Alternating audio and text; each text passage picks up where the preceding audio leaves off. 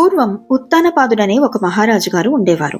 ఆయనకు సునీతి, సురుచి అనే ఇద్దరు భార్యలు ఉండేవారు. పెద్ద భార్య సునీతి, చిన్న భార్య సురుచిని రాజు ఎంతో ప్రేమగా చూసేవారు.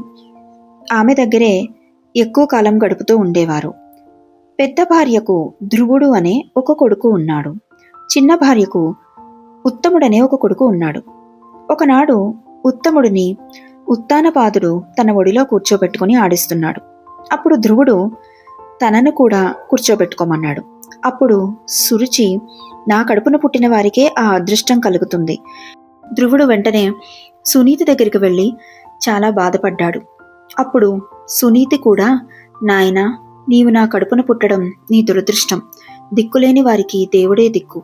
అందువల్ల నువ్వు ఆ శ్రీ మహావిష్ణువుని ఆశ్రయించు. నీకు తగిన చోటు ఆయనే చూపిస్తారు అని చెప్పింది.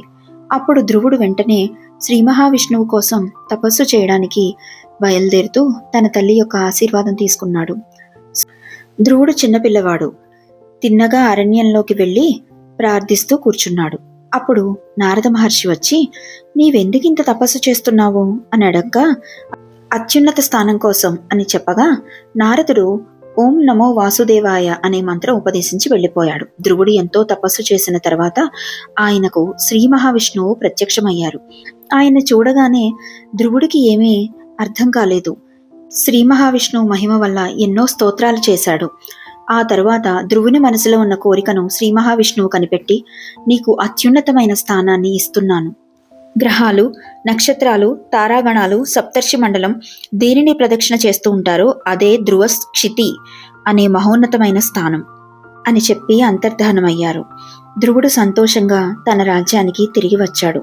ఉత్తానపాదుడు కూడా ధ్రువుని స్వాగతించి అతనికి తగిన స్థానాన్ని ఇచ్చాడు. యుక్త వయస్కుడైన తరువాత ఉత్తానపాదుడు ధ్రువునికి రాజ్యాభిషేకం చేశాడు.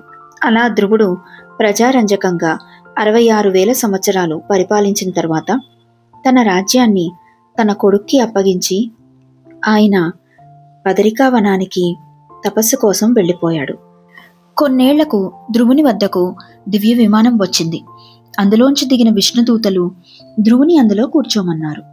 కానీ ధ్రువుడు ఆ స్థానం తనకన్నా ముందు తన తల్లికి అనుగ్రహించమని కోరుకున్నాడు. వారు వెంటనే దివ్య విమానం కేసి చూపగా అందులో అప్పటికే ఆమె ఆసీనురాలైంది. తల్లితో కలిసి ధ్రువుడు విష్ణు భక్తులు మాత్రమే చేరుకోగలిగిన విష్ణు పదాన్ని పొందాడు. అలా ధ్రువుడు చేరిన విష్ణుపదం కాంతిమయమైనది. ఆ కాంతి ముల్లోకాలకు విస్తరిస్తూ ఉంది.